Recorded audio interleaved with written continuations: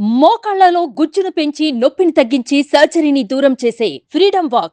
ఇద్దరు సాఫ్ట్వేర్ ఇంజనీర్లే. పెద్దలు కుదిర్చిన సంబంధం. చూడముచ్చటైన జంట.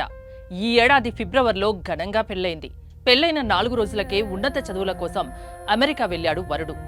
మరో 2 నెలల్లో వధువు కూడా అమెరికా వెళ్లేందుకు సిద్ధమవుతోంది. కానీ మంగళవారం తెల్లవారుజామున బావిలో శవమై తేలింది ఆ నవవధువు.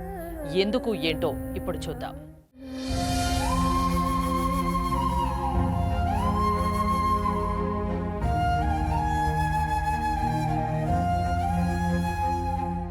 ఖమ్మం జిల్లా వైరా మండలం నారపనేనిపల్లిలో కిరణ్ కుమార్ ప్రసన్న దంపతులకు 2 సంతానం. పెద్ద కుమార్తె వర్షిత హైదరాబాద్లో సాఫ్ట్వేర్ ఇంజనీర్గా జాబ్ చేస్తోంది. తిరువూరు మండలం ఎరకుపాడుకు చెందిన సాఫ్ట్వేర్ ఇంజనీర్కి ఈ ఏడాది 14వ తేదీన వర్షితనిచ్చి ఘనంగా వివాహం జరిపించారు. అయితే పెళ్లైన 4 రోజులకే ఉన్నత విద్య కోసం వరుడు అమెరికా వెళ్లాడు. వర్షిత హైదరాబాద్లో జాబ్కు వెళ్తుంది.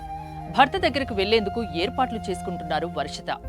ఈ ఏడాది జూలైలో అమెరికా వెళ్లేందుకు వీసా పనులు కంప్లీట్ కూడా అయ్యాయి. అయితే కొద్ది రోజులుగా అనారోగ్యంతో బాధపడుతున్న వర్షిత ఈ నెల 26న తల్లిగారి ఊరు నారపపల్లి వచ్చింది. సోమవారం రాత్రి ఇంట్లో పడుకున్న వర్షిత తెల్లవారుజామున తర్వాత తల్లిదండ్రులకు కనిపించలేదు. వెతుకుతున్న క్రమంలో ఇంట్లో ఉన్న చేదుడు బావిలో వర్షిత మృతదేహం కనిపించింది. లబోదిబోమన్న తల్లిదండ్రులు స్థానికుల సాయంతో బయటకు తీశారు. మరో 2 నెలల్లో అమెరికా వెళ్లి ఆనందంగా గడుపుతుందనుకున్న తమ కూతురు బావిలో దూకి ఆత్మహత్య చేసుకోవడంతో ఆ తల్లిదండ్రులు తల్లడిల్లిపోయారు. వారి రోదనలు మిన్నంటాయి. విషయం తెలుసుకున్న పోలీసులు మృతదేహాన్ని పోస్టుమార్టంకు తరలించారు.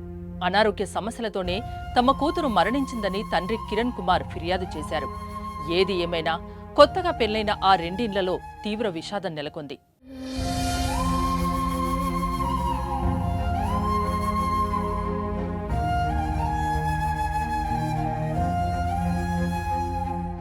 సుమన్ టీవీలో మీ పర్సనల్ అండ్ బిజినెస్ ప్రమోషన్స్ కోసం కింది నెంబర్కి కాంటాక్ట్ చేయండి.